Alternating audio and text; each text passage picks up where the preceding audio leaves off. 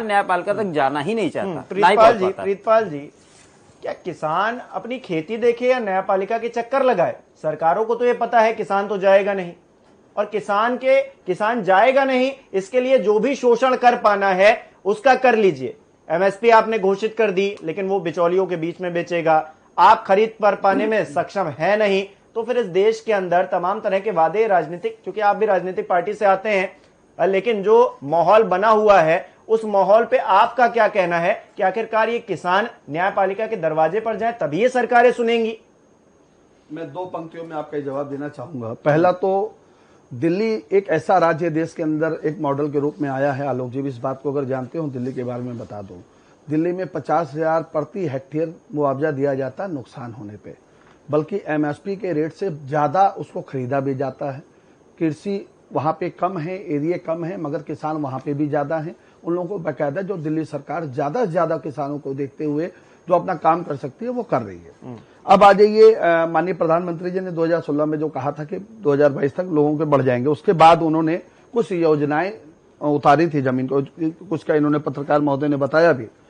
पहला उन्होंने किया था ई नैन करके एक योजना इन्होंने लागू की, फिर प्रधानमंत्री कृषि सिंचाई योजना इन्होंने लागू की, तीसरी प्रधानमंत्री फसल योजना इन्होंने लागू की, चौथी प्रधानमंत्री कृषि सम्मान योजना इन्होंने लागू की। अब आज कृषि जो फसल बीमा योजना जो इन्होंने लागू की थी, उसके तहत आपको पता होगा बेचारे किसान अपने अपने पासबुक को लेके जब वो वहां पे गया बैंक में, तो उन्होंने क्या किया, तुम इसका प्रीमियम दो। वो प्रीमियम उसका लगातार कट रहा है, मगर जब उसके खेत में वो अनाज सड़ गया या पानी की वजह से नहीं उपज हो पाई या गाय खा गई, सांड खा गए, तो वो पैसा उसको प्रीमियम देने के बाद भी उसका हकदार नहीं है, क्योंकि उसमें कुछ क्राइटेरिया इन्होंने ऐसा बना रखा था जो पूंजीपतियों, जो फाइनेंस कंपनियां थी बड़ी बड़ी जिनको इंश्योरेंस जा रहा था, उनके लाभान्वित था। इसके तहत वो लाभान्वित नहीं हो पाए। अब मैं आ जाता हूं कुछ इन्होंने जो मैं अभी आपको बताया था कि 5 जून को इन्होंने 2 कानून इन्होंने लागू किए हैं। नए कानूनों के तहत farmer empowerment and production agreement on price, दूसरा इन्होंने लागू किया सर्विसेज इंश्योरेंस एंड फार्म आरएनएस एनसीपी 2020, इन्होंने 2 कानून इसमें लागू किए हैं। इसके तहत जो देश का जो हमारा किसान अन्नदाता है उसके दोनों हाथ काट दिए गए हैं।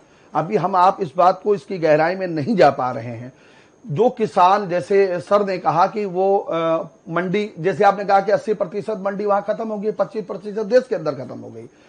जो व्यापारी वहां पे किसान से अनाज लेने जाता है उससे 6 से 7% टैक्स वसूला जाता है। मगर ये जो 2 कानून देश के अंदर लागू कर गए हैं, जो मॉडल है अमेरिका और ऑस्ट्रेलिया का, ये मॉडल वो भी समझ लीजिए, मॉडल ऑस्ट्रेलिया और अमेरिका में लागू है, जहां के किसान सैकड़ों एकड़ पे खेती करते हैं। हमारा किसान 85% हमारे देश का ऐसा किसान है जो छोटा जोतकार है, छोटी जमीन पे जोत करता है अपनी। उसके पास ऐसे, जैसे सर ने कहा, साधन नहीं होता कि अपने जो उसका अनाज पैदा होता है वो मंडी तक ले जा पाए। अब इस कानून के तहत वो और उसके हाथ पैर काट दिए गए हैं। अब उसके खेत में अगर वो गेहूं बोना चाहे, चना बोना चाहे, मिंट बोना चाहे, वो नहीं बो सकता।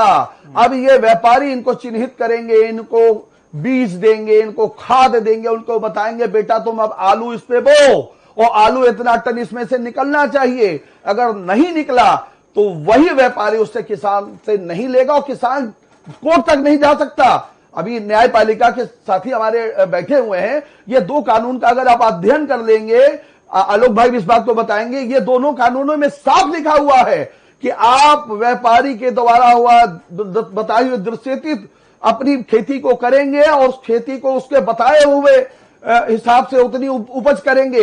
अगर वो उपज होगी तब किसान बताएगा तुम्हारे इसका मैं इतने पैसे दूंगा, उतने पैसे में तुमको उसी को बेचना पड़ेगा। जब अभी तक गन्ना में ये व्यवस्था लागू थी, अब ये व्यवस्था सभी चीजों पे लागू कर दी गई है। इस चीज को आप अध्ययन करके इसका अलग से आप डिबेट कराइए। ये किसानों के दोनों हाथ काटने और उनके बच्चों को, भविष्य को बर्बाद करने की ये योजना है। आलोक जी, मैं न्यायपालिका